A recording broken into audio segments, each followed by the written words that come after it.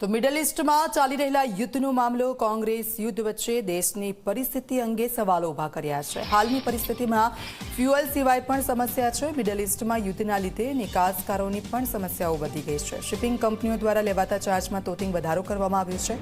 ગુજરાતના 6 થી 7 જહાજમાં 12,000 કન્ટેનર અટવાયા છે। સંસદમાં રજૂઆત બાદ સરકારની સમક્ષ રજૂઆત કરવામાં આવશે।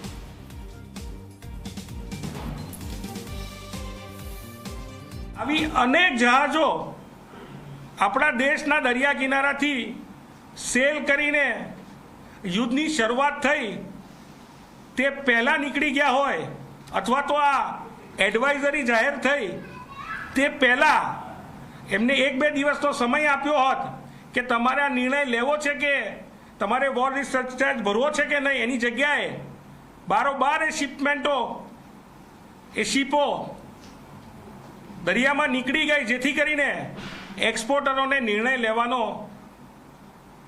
મોકો ના મળ્યો। ગુજરાત રાજ્યમાંથી એવું માનવામાં આવે છે કે 6 થી 7 જહાજોમાં આવું થયું છે અને 12,000 જેટલા કન્ટેનરો આમાં અટવાયા હોય એવું લાગે છે।